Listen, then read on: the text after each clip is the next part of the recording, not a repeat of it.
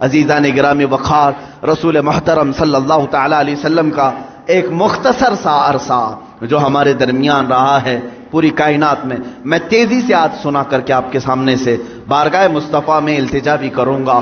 وہ مکہ مکرمہ کی سرزمین 14 صدیاں پہلے، آج سے 1400 سے 42 چل رہا ہے، اس کو اور 53 ملا لیں، اس کے ساتھ اور 53 ملا لیں، یعنی تقریباً 1495 کے سال کے قریب ہو گیا۔ اس سے پہلے میرے آقا صلی اللہ تعالی علیہ وسلم آج ہی کا دن تھا جو فرش گیتی پر تشریف لائے۔ وہ آمینہ کا در یتیم، وہ عبداللہ کا نور نظر، بارگاہ مصطفیٰ صلی اللہ تعالی علیہ وسلم میں خراج عقیدت کے لیے میں بات کر رہا ہوں۔ وہ در یتیم جب گھر تشریف لایا تو ایسا گھر تھا کہ باپ پہلے سے نہیں ہے، ماں اکیلی ہیں، معاوضہ دینے کی طاقت نہیں رکھتی، دایا کے ہاتھ میں دے دیا حلیمہ سعدیہ کو، یہ کہہ کر کے کہ 2 سال دودھ پلائے گی، اجرت کی تمنا مت رکھنا، میرے گھر میں مال کی بڑی شدت کی کمی ہے، اس بچے کا باپ نہیں، یہ یتیم بچہ ہے۔ حلیمہ سعدیہ لے گئی، لیکن برکات پہ برکات انہوں نے دیکھا ہے۔ رسول پاک کو اپنے گود میں کھلایا۔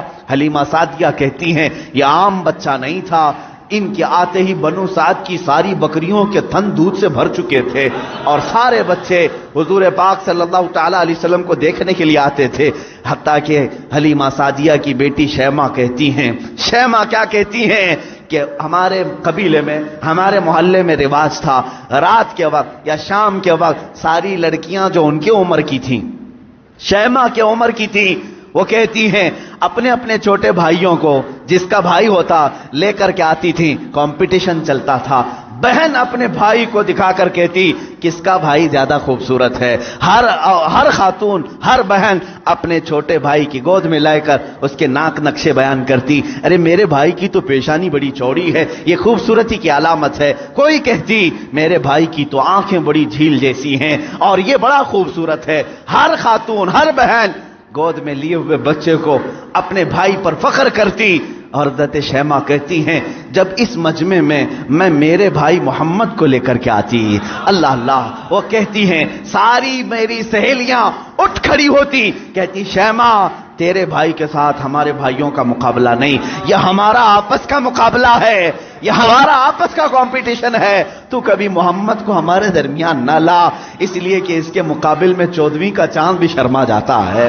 یہ بنو سعد کی خواتین کا کہنا ہے۔ حضرت شیمہ کہتی ہیں اس مقابل میں میں کبھی رسول پاک کو لے جاتی تو وہ ایکسپٹ نہیں کرتی، کہتی کہ شیمہ تیرے بھائی کے ساتھ ہمارے بھائیوں کا مقابلہ نہیں، وَأَحْسَنُ مِنْكَ لَمْ تَرَ قَطُّ عَيْنِي وَأَجْمَلُ مِنْكَ لَمْ تَلِدِ النِّسَاءُ، یا رسول اللہ آپ سے زیادہ حسین میری آنکھوں نے دیکھا نہیں، آپ سے زیادہ جمیل کسی ماں نے جنا نہیں۔ وہ 2 سال کی عمر پاک میں حلیمہ سعدیہ دوڑتی ہوئی واپس مکہ لے آئیں اور حضرت آمنہ سے کہا میں نے 2 سال کا عرصہ آپ سے مانگا تھا، لیکن 6 مہینے اور بڑھا کر کے دے دو، اجرت بھی نہیں چاہیے، معاوضہ بھی نہیں چاہیے، لیکن حضرت بی بی آمنہ نے اپنے پاس اپنے صاحبزادے کو رکھ لیا۔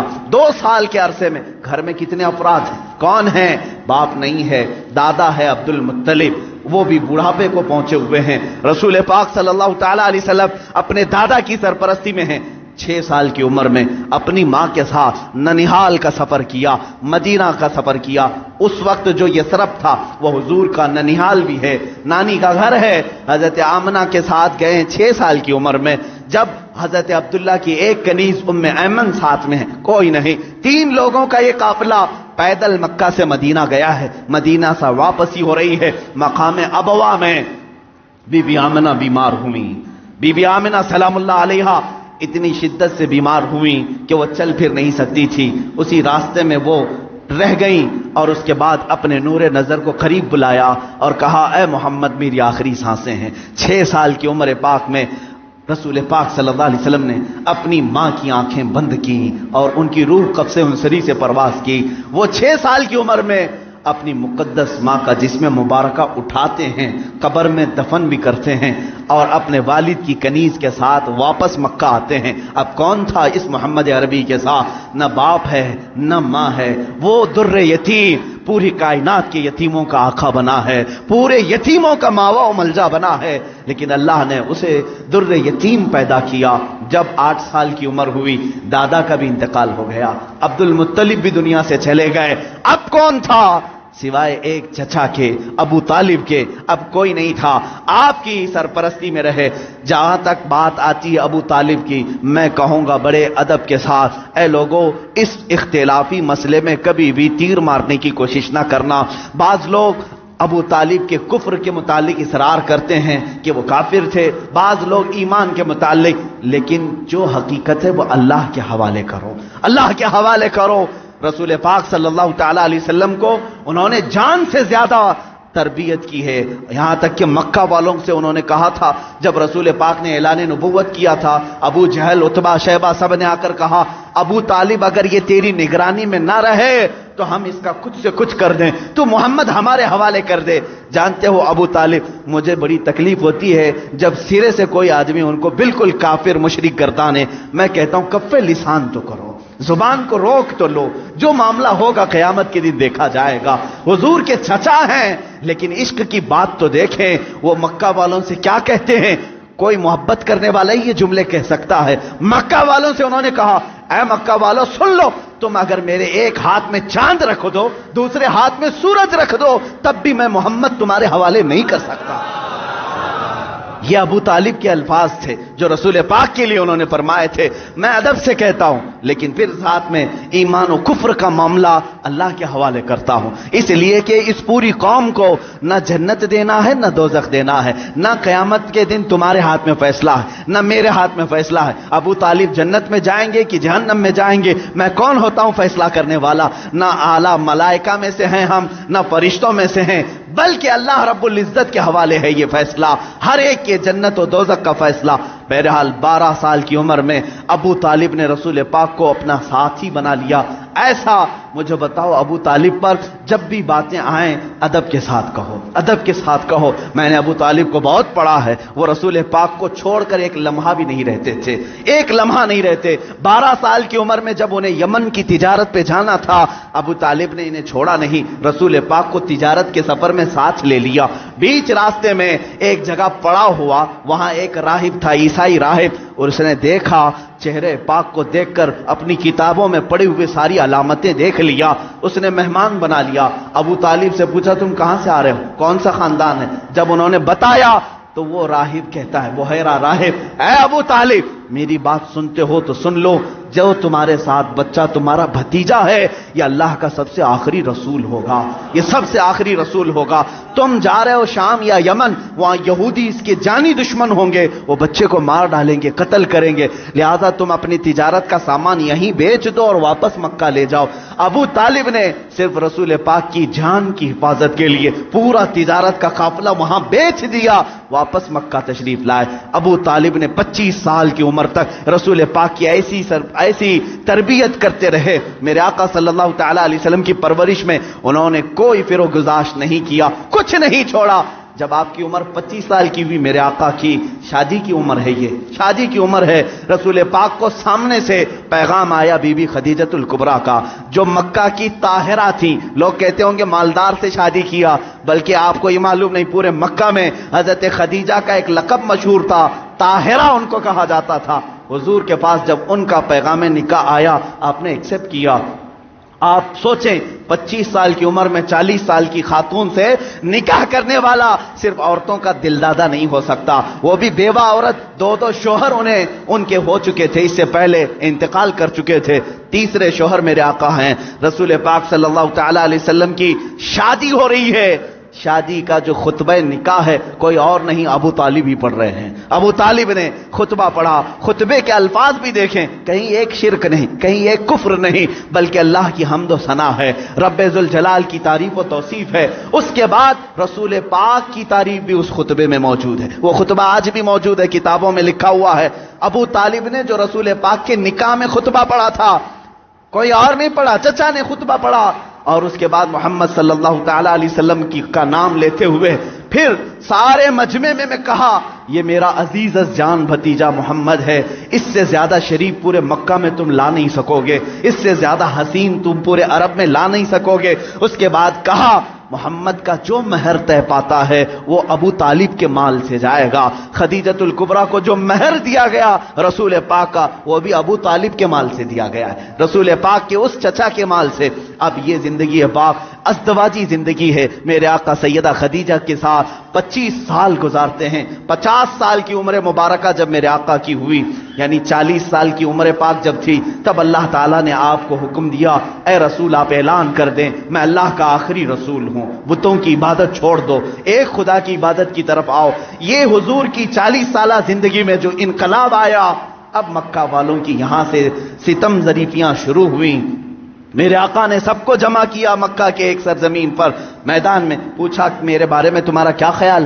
سبوں نے کہا تم آج تک کبھی جھوٹ نہیں بولے اور کبھی کسی کی امانت میں خیانت نہیں کی۔ حضور نے فرمایا اے مکہ والو، اگر میں یہ کہہ دوں ان پہاڑوں کے پیچھے ایک فوج چھپی ہے جو تم پر حملہ کرنا چاہتی ہے، کیا میری اس بات پر یقین کرو گے؟ سارے مکہ والوں نے ایک زبان ہو کر کہا آج تک کبھی آپ نے جھوٹ کہا نہیں، اگر آپ کہتے ہیں کہ فوج ہے ہم اس کو بھی مانیں گے، ہم اس کو بھی یقین کے ساتھ تسلیم کریں گے۔ حضور نے فرمایا جب میری باتوں پر اتنا تمہیں یقین ہے تو سنو، میں تمہیں کہتا ہوں اللہ ایک ہے، خدا ایک ہے، معبود ایک ہے، مسجود ایک ہے، ہر ایک کے سامنے سر جھکانا یہ تمہیں زیب نہیں دیتا، اور میں محمد اللہ کا آخری رسول ہوں، اس کی طرف سے اخلاقی تعلیمات لے آیا ہوں، تمہاری روحوں کا بدلنے آیا ہوں۔ جب میرے آقا نے فرمایا سارے مکہ والے ناراض ہوئے، سوائے حضرت علی کرم اللہ وجہہ الکریم کے، کوئی اس میدان میں ایمان لانے والا نہیں تھا۔ حضور پاک صلی اللہ علیہ وسلم کی دعوت کی ابتدا صرف 2 لوگوں سے شروع ہوئی، ایک حضرت علی سے، دوسرے حضرت خدیجہ سے۔ کبھی نا امید مت ہو، اپنی دعوت اثر کتنا رکھتی ہے یہ اللہ کے اوپر چھوڑو، بولنا سیکھو، آج نہیں سے آج نہ صحیح کل مولا تعالیٰ تمہاری اس دی ہوئی دعوت کو پائے تکمیل تک ضرور پہنچائے گا۔ 2 لوگوں سے دعوت شروع ہوئی، ایک علی سے ایک خدیجہ سے، لیکن وہ دعوت آج کہاں کو پہنچی ہے؟ آج تقریباً پوری دنیا میں 2.25 ارب لوگ 180 کروڑ کی تعداد میں مسلمان جی رہے ہیں۔ وہ 2 لوگوں سے شروع ہونے والی دعوت 200 کروڑ کو پہنچ چکی ہے، لیکن ایسا سیل رواں ہے کہ تھمنے کا نام نہیں لیتا۔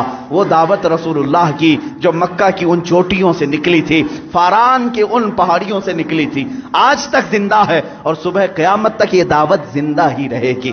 آج میں آپ کو بتاؤں مختصر سی بات، یہ جو آج فرانس، امریکہ، یورپ جو ان کے اندر جو کھلبلی ہے، بے چینی ہے، اور وقتاً فوقتاً یہ گستاخی کرنا اسلام کے خلاف، مسلمانوں کے خلاف، آتنکواد سے جوڑنا، ٹیررزم سے جوڑنا، کیوں ہو رہا ہے یہ سب؟ جانتے ہیں آپ؟ ایک پیٹ کا درد ہے۔ کس بات کا؟ کس بات کا؟ یہ میں نہیں کہتا، امریکہ کا پریزیڈنٹ جو ایکس پریزیڈنٹ ہے اس سے قبل کا، اس نے خود یہ سٹیٹمنٹ دیا ہے کہ آج پورے ورلڈ میں سب سے زیادہ فاسٹ گروونگ والا کوئی ریلیجن ہے تو وہ اسلام ہے۔ یہ میں نہیں کہہ رہا، امریکہ کا پریزیڈنٹ کہہ رہا ہے سب سے زیادہ تیزی سے اگر کوئی دین دنیا میں پھیل رہا ہے تو اسلام ہے۔ یورپ کے متعلق تو تعداد آنکڑے بھی ملتے ہیں، پر ڈے وہاں 400 لوگ اسلام میں آ رہے ہیں۔ یہ حالت دیکھ کر کے وہ گھبرائے ہوئے، اس لیے کہ ڈیلی کے 400 کے حساب سے جب وہ گنتی بناتے ہیں ہماری ہے کتنی پاپولیشن، اگر یہ سلسلہ اسی طرح رہا ایک وقت آئے گا کہ ہم مائنورٹی ہو جائیں گے، یہ میجورٹی میں آئیں گے، ہم تو غلام ہوں گے، تخت ان کے پاس آ جائے گا۔ یہ جو سب سے تیزی سے اسلام کے پھیلنا یورپ میں، امریکہ میں اور دوسرے علاقوں میں، خود فرانس کی حکومت یہ اچھی طرح سے جانتی ہے ان کے ہاں مسلمانوں کی تعداد چند سالوں پہلے کیا تھی اور آج کیا ہے۔ چند سالوں 20 یعنی 10 سال یا 20 سال کی آپ وہاں کے ریکارڈز نکال کر کے دیکھو، آج 60 لاکھ مسلمان ہیں۔ انہیں معلوم ہے اب میئر بھی یہ بنیں گے، وہاں کی پارلیمنٹ کی سیٹ پر بھی یہ کھڑے ہو رہے ہیں۔ یہی حال UK میں ہے، یہی حال امریکہ میں۔ یہ جو خوف ہے صرف اور صرف یہی خوف انہیں ستا رہا۔ اور ایک بات میں بتا دوں، پوری دنیا کے جتنے بھی مذہب ہیں، پوری دنیا کے جتنے ریلیجنز، ان میں سب سے زیادہ اپنے مذہب پر اگر کوئی پریکٹس کرتا ہے صرف مسلمان ہے۔ سب سے زیادہ. اگرچہ آپ ہمارے جماعت میں بے نمازی زیادہ ہیں، لیکن اس کے باوجود میرا چیلنج، میرا دعویٰ ہے، یہودی ہوں، عیسائی ہوں یا بدھ ہوں، ہندو ہوں، ان کے ہاں ان کے ریلیجین کی پریکٹس کا مطلب جیسے ہماری نماز، ہمارے روزے، ہماری زکوٰۃ، ہمارا حج، یہ پریکٹس ہے، اسلام کی ایکٹیویٹیز ہیں. ان کے مذاہب میں جو پریکٹس ہیں ان میں بہت کم ہے عمل کرنے والے. آج یورپ میں ایتھیزم بہت پھیل چکا ہے. ایتھیزم کیا ہے؟ کوئی خدا نہیں، کوئی معبود نہیں، کوئی اللہ نہیں، معاذ اللہ رب. یہ کثرت سے وہاں پھیلا ہے. اور کون ایتھیسٹ بن رہا ہے؟ عیسائی ایتھیسٹ بن رہے ہیں، جیوز ایتھیسٹ بن رہے ہیں. جو پہلے کسی اور ریلیجن میں تھے وہ ایتھیسٹ بن رہے ہیں، یعنی کوئی خدا نہیں، ہم خدا کو مانتے ہی نہیں. آج بہت زیادہ وہ لوگ بھی پھیل رہے ہیں. دو خطرے ہیں. اور مسلمان کتنے ایتھیسٹ بن رہے ہیں تو کہہ رہے آٹے میں نمک کے برابر بھی نہیں. 100 میں 2 لوگ بھی ایتھیسٹ نہیں بن رہے مسلمان، اس لیے کہ یہ اپنے ریلیجن پر، اپنے مذہب پر سب سے زیادہ پریکٹس کرتے ہیں. دوسروں کے ہاں ہفتے میں ایک بار عبادت ہے، لیکن مسلمان کے ہاں دن میں 5 مرتبہ ہے. یہ اذان سنتا ہی رہتا ہے، سجدے کرتا ہی رہتا ہے. اسلام نے ایک دن بھی اسے چھٹی نہیں دی. ہمارے ہفتوں میں کوئی سنڈے نہیں آتا نماز کا، کوئی ایسی چیز، حتیٰ کہ بیمار کے لیے بھی چھٹی نہیں دی. سب سے زیادہ اپنی پریکٹس جو کرتا ہے، مثال کے طور پر آپ کو عقلی طور پر میں سمجھانے کے لیے کہوں گا، جو بندہ جیم کرتا ہے اسے معلوم ہے ڈیلی اگر ورک آؤٹ جاری ہے تو اس کا جسم سلامت ہے. چند دن اگر چھوڑ دے گا تو ادھر ادھر پھیل جائے گا. ہوتا ہی یہی، سب کو معلوم. جو سب سے زیادہ پریکٹس کرتا رہتا ہے وہ اپنی فیلڈ پر جمع رہتا ہے. تو جو مسلمان نمازوں کے ساتھ ہیں، زکوٰۃ کے ساتھ ہیں، روزے ہر سال ہیں ان کے، زکوٰۃ ہر سال ہیں، 1000 رکاوٹیں آئیں، سال میں 40 لاکھ کا مجمع عرفات میں پھر بھی جمع ہوتا ہے. تو یہ جو اسلام کی پریکٹس ہیں مسلمانوں کی، یہ کھلبلی مچا رہے ہیں. دوسرے کسی ریلیجن میں اس قدر عمل نہیں دیکھا جاتا. اور ایتھسٹ بھی یہ نہیں بن رہے. ان کے جو ہیں وہ چھوڑ کے جا رہے ہیں، یا تو اسلام میں جا رہے ہیں یا ایتھسٹ ہو رہے ہیں. ان قریب انہیں یہ خطرہ محسوس ہونے لگا کہ اسی طرح یہ چھوڑ دیا جائے تو یہ جو آج تالاب کی شکل میں یورپ میں ہے، کنویں کی شکل میں فرانس میں ہے، کل یہ سمندر کی شکل بن جائے گا اور پھر سب کو بہا لے جائے گا. اس لیے چاہتے ہیں کبھی ان کے نبی کے کارٹون بناؤ، کبھی قرآن پر حملہ کرو، کبھی اسلام پر، اور لوگوں کو دہشت گرد بنا کر کے ان کے خلاف غم و غصہ عام لوگوں میں ڈالو. لیکن ہو نہیں رہا ہے، ہو نہیں رہا ہے. بعض مسلمان چہرے یہ پکڑتے ہیں، جیسے اسامہ بن لادن کو پکڑا اور پوری دنیا میں بتانے کی کوشش کی داڑھی والا، امامے والا آتنکواد ہوتا ہے، ٹیررسٹ ہوتا ہے. لیکن حیرت کی بات ہے، آپ کو میں بتاؤں، 9/11 کے بعد، 2001 کے بعد امریکہ کی ہسٹری میں دیکھا گیا، اس سے 100 سال پہلے 100 سال کے ریکارڈ میں اتنے مسلمان نہیں ہوئے تھے جو 10 سال کے اندر ہوئے. 10 سال کے اندر ہوئے اتنی تیزی. جب بار بار کہا گیا آتنکواد ہے، یہ آتنکواد ہے، تو بیچارے جو کبھی اسلام کو جانتے نہیں تھے انہوں نے قرآن اٹھانا شروع کیا، سیرت مصطفیٰ پڑھنا شروع کیا.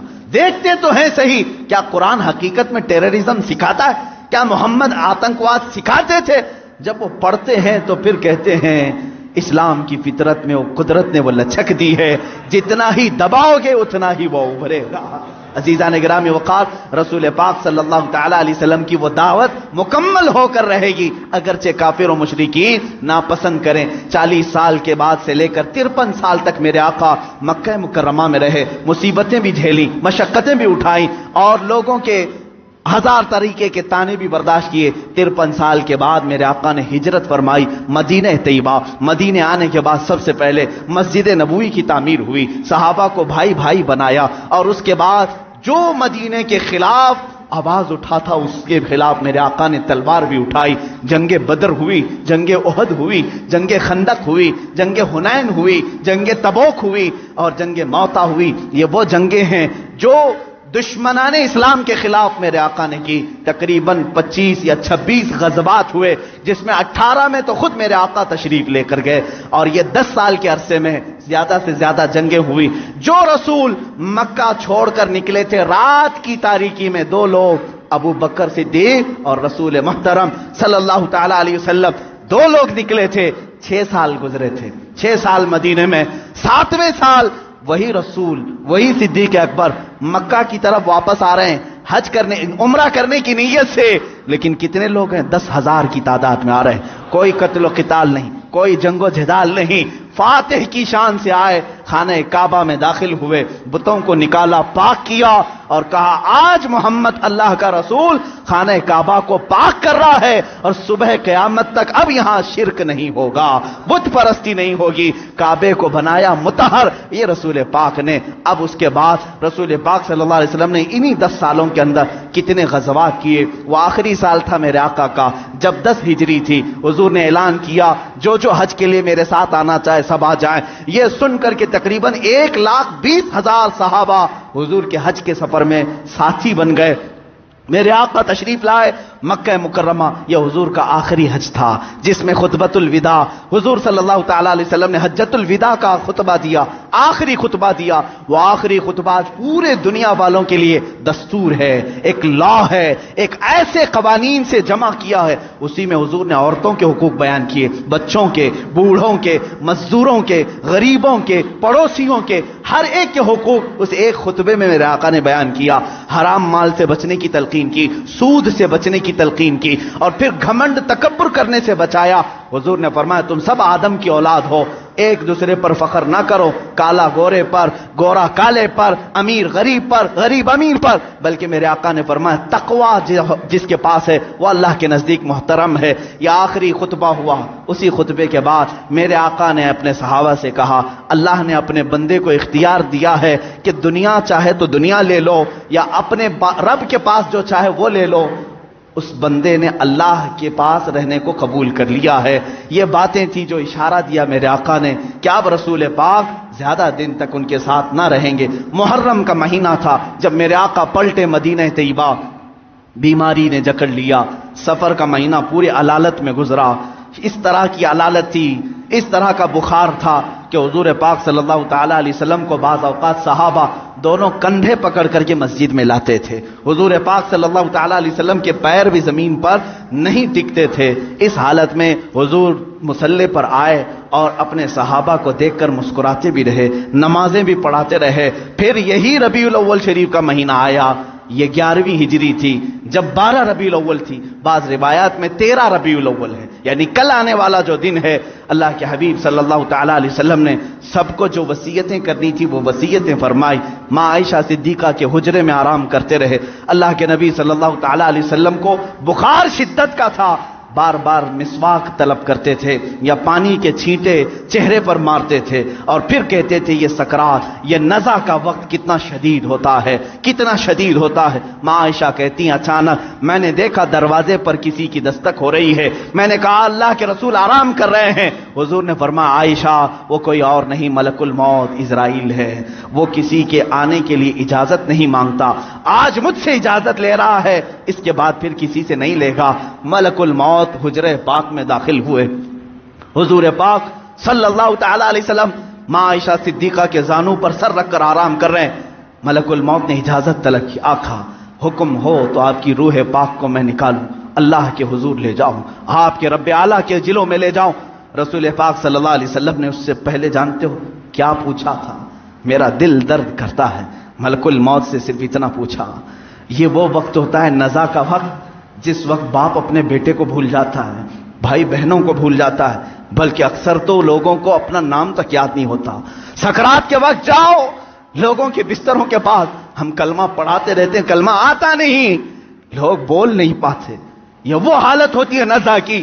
لیکن اس وقت میرے آقا صلی اللہ علیہ وسلم ملک الموت سے یوں کہتے ہیں اے اسرائیل یہ جو نزع کا درد ہے کیا یہ درد میری امت کو بھی دیا جائے گا؟ کیا یہ سکرات کا درد میری امت کو بھی دیا جائے گا؟ ملک الموت نے کہا موت سے پہلے ہر ایک کو سکرات سے گزارا جائے گا. میرے آقا رو پڑے, واہ امتی ہی, واہ امتی, اے اللہ میری امت, اے اللہ میری امت, کیا وہ نزع اور سکرات کو برداشت کر پائے گی؟ رب تعالیٰ نے حکم دیا اے حبیب آپ غم نہ کریں, آپ اپنے امتیوں کو یہ بشارت دیں کہ جو ہر نماز کے بعد آیت الکرسی پڑھتا رہے ہے وہ دنیا میں رہے گا، اس کی روح اللہ فرماتا ہے میں خود قبض کروں گا، اسے احساس نہ ہو۔ رسول پاک صلی اللہ تعالی علیہ وسلم حضرت عائشہ سے بات کر ہی رہے تھے، آخری جملے میرے آقا کے الصلاۃ الصلاۃ، نماز نماز، اور تمہارے ہاتھوں کے نیچے جو مزدور ہیں ان کا خیال کرو، اتنا کہا اور حضور پاک نے ہمیشہ کے لیے اپنی آنکھیں بند کر لی۔ میرے آقا کے لبہائے مبارک بند ہو چکے تھے۔ حضرت عائشہ کہتی ہیں میں بات کرتی رہی، میں یہ سوچ رہی تھی کہ حضور اب بولیں گے، سب بولیں گے۔ کافی انتظار کے بعد بھی حضور بول نہیں رہے تھے۔ اب وہ کبھی نہیں بولنے والے تھے ظاہری الفاظ۔ اچانک ابو بکر صدیق حجرے میں آئے، حضرت عائشہ باتیں کر رہی تھی، حضرت ابو بکر صدیق نے دیکھا، پیشانی مبارکہ کو بوسہ دیا اور انا للہ و انا الیہ راجعون پڑھا۔ حضرت عائشہ نے پوچھا کیا ہوا بجان؟ کہا بیٹی تجھے معلوم نہیں، تمہارے سرتاج، تمہارے رفیق حیات، ہم سب کے آقا و مولا اپنے رب اعلیٰ کے حضور جا چکے۔ حضرت عائشہ کہتی ہیں پہلی مرتبہ میں نے کسی کو اپنے سامنے روح قبض ہوتے دیکھا، میں تو یہ محسوس کر رہی تھی کہ حضور بخار کی وجہ سے چپ ہیں، پھر بولیں گے۔ سیدہ کائنات فاطمۃ الزہرا سلام اللہ علیہا آئی، وہ خاندان میں تنہا باقی تھیں، حضور کی ساری اولاد ان کے سامنے فوت ہو چکی تھی، حضرت فاطمہ اکیلی رہ گئی تھی۔ حضرت فاطمہ نے حضور پاک کے جسم ناز کو دیکھا تو کہا اے بار الہ، زندگی میں آج سے پہلے یا آج کے بعد اس سے زیادہ کٹھن دن مجھ پر کبھی نہیں آیا، فاطمہ پر اس سے زیادہ بوجھل دن کبھی نہیں آیا۔ جب فاطمہ نے اپنے عزیز از جان باپ کو اپنے سامنے موت کی آغوش میں دیکھ رہی ہے، رسول پاک صلی اللہ تعالی علیہ وسلم کے صحابہ نے میرے آقا صلی اللہ تعالی علیہ وسلم کی ایک بعد دیگر زیارت کی۔ صحابہ کی کیا کیفیت رہی ہوئی، 14 صدیوں کے بعد آج ہم روتے ہیں میرے آقا کی وفات کو سن کر۔ وہ آفتاب عالم ہمارے درمیان سے روپوش ہوا، وہ مہتاب رسالت غروب اگرچہ ہوا، لیکن آج بھی جب واقعات سنتے ہیں تو روتے ہیں۔ صحابہ کی کیا کیفیت رہی ہوئی، یہی کیفیت تھی۔ حضرت عثمان تو کسی سے بات کرنا ہی چھوڑ چکے تھے، انہیں کوئی اٹھاتا تو اٹھتے نہیں، بٹھاتا تو بیٹھتے نہیں۔ حضرت عمر کا حال یہ تھا کہ وہ ننگی تلوار نکال کر کہتے خبردار، اگر کوئی کہہ دیا کہ میرا رسول انتقال کر گیا میں اس کی گردن اڑا دوں گا۔ میرے حبیب کا انتقال نہیں ہوا، وہ اپنے رب سے ملنے کے لیے گئے، واپس آئیں گے۔ حضرت عمر مدینے میں اس طرح گھوم رہے تھے۔ عزیزان گرامی وقار، رسول پاک صلی اللہ تعالی علیہ وسلم پیر کے دن انتقال فرمائے اور بدھ کے دن تک آپ کا جسم مقدس رکھا گیا۔ جماعتیں آتی رہیں، پڑھتی رہیں، ملائکہ نے جنازہ پڑھا۔ بدھ کے دن میرے آقا صلی اللہ تعالی علیہ وسلم کو صحابہ نے اٹھایا اور اسی حجرے میں جہاں ماں عائشہ صدیقہ کا گھر تھا، حضور پاک صلی اللہ علیہ وسلم کی قبر مبارکہ کھودی گئی، لحد بنائی گئی جو ایل شیپ میں ہوتی ہے، حضور کو پسند تھی، لحد مبارکہ میں رکھا گیا۔ اترنے والوں میں حضرت علی بھی تھے، حضرت عباس بھی تھے۔ فرماتے ہیں جب قبر مبارک میں آخری مرتبہ رکھا گیا، صحابہ کا مجمع تھا، بھیڑ تھی، ایک آخری نظر اس آفتاب رسالت پر ڈال لیں، لیکن اچانک لوگوں نے دیکھا قبر کی تختیاں بند کرنے سے پہلے رسول پاک کے ہونٹ ہل رہے تھے۔ حضرت عباس کہتے میں نے کان لگایا، اس وقت رسول پاک کہہ رہے تھے امتی امتی رب اغفر لامتی فانہم لا یعلمون، اے مولا میری امت کو معاف کر دے، وہ مجھے نہیں پہچانتی، اے اللہ میری امت کو معاف کر دے، وہ مجھے نہیں پہچانتی۔ یہ آخری جملے قبر انور میں رکھنے کے بعد رسول پاک کے اے امتیو، کیا ہم نے رسول پاک کا حق ادا کیا ہے؟ کیا ہم نے ان کو سال میں ایک مرتبہ یاد کر کے یہ سوچا کہ ان کو کہ رات کے کھڑی ہوئی عبادتوں کا ہم نے صلہ دے دیا؟ کبھی نہیں ہو سکے گا، کبھی نہیں ہو سکے گا۔ قبر مبارکہ بند کر دی گئی، ہمیشہ کے لیے بند ہو گئی، لیکن لحد کا وہ ٹکڑا عرش اعظم سے بھی افضل بنا۔ نفس گم کردہ می آیت جنید و بایزیدی جا، وہ قبر اثر آج بھی ہم مسلمانوں کے روح کی ٹھنڈک ہے۔ وہ ہرا گنبد جو رسول پاک کے مسکن کے اوپر اپنی جگمگاہٹ بکھیر رہا ہے، وہ کروڑوں عاشقوں کی آنکھوں کا تارا بنا ہوا ہے، ہمارے دل کا سکون ہے۔ اے میرے عزیزو، آج ہم جئیں گے تو اسی امید کے ساتھ، اسی آس کے ساتھ۔ میرے آقا نے آخری وقت یہ بھی فرمایا تھا جو جس سے محبت کرے گا دنیا میں قیامت کے دن اسی کے ساتھ اٹھایا جائے گا. اگر تم آج اپنے نبی پر جان و مال اپنے ماں باپ فدا کرنے کی بات کرتے ہو، خوف نہ کرو، کل ہم اٹھائے جائیں گے تو ہمارے آقا کے ساتھ اٹھائے جائیں گے، ہمارے رسول کے ساتھ اٹھائے جائیں گے. لیکن جو لوگ مغرب کے دلدادہ ہیں اور دوسروں کی کیریکٹر کو اپنا کر کے اپنے آپ کو تباہ و برباد کیے ہیں، ان کو مبارک ہو، وہ انہی لوگوں کے ساتھ اٹھائے جائیں گے جو فرعون، حامان، شداد، قارون، ابو جہل، ابو لہب ان گستاخوں کے ساتھ اٹھائے جائیں گے. اللہ رب العزت میرے رسول کی زندگی پاک کو جب تک رکھا 63 سال وہ رحمت تھے، اور آپ کی وفات بھی امت کے لیے رحمت ہی ہے، رحمت ہی ہے. اور اللہ تعالیٰ ان کی برکت سے امت کو عذاب دینے سے محفوظ رکھا ہے. میرے عزیزوں، میں پیدائش سے لے کر میرے آقا کی وفات تک کی باتیں صرف مختصر سے ایک وقت میں گھیرا، لیکن حضور پاک کی حقیقت تو یہ ہے، لا یمکن الثناء کما کان حقہ، بعد از خدا بزرگ تو یہ قصہ مختصر، آپ کی ثنا تو ممکن ہی نہیں ہے یا رسول اللہ. حاصل کلام یہ ہے، خدا کے بعد اگر کوئی مرتبہ ہے آقا وہ آپ کا مرتبہ ہے. یا رسول اللہ، آپ کے دربار میں میں یہ آخری الفاظ یہ کہتا ہوں، آج کی میلاد کے دن سرور کہوں کہ مالک و مولا کہوں تجھے، باغ خلیل کا گل زیبا کہوں تجھے، اللہ رے تیرے جسم منور کی تابشیں، اے جانے جاں میں جانے تجلا کہوں تجھے. یا رسول اللہ، تیرے تو بس عیب تناہی سے ہیں بری، حیراں ہوں میرے شاہ میں کیا کیا کہوں تجھے. لیکن رضا نے ختم سخن اس پہ کر دیا، خالق کا بندہ خلق کا آقا کہوں تجھے.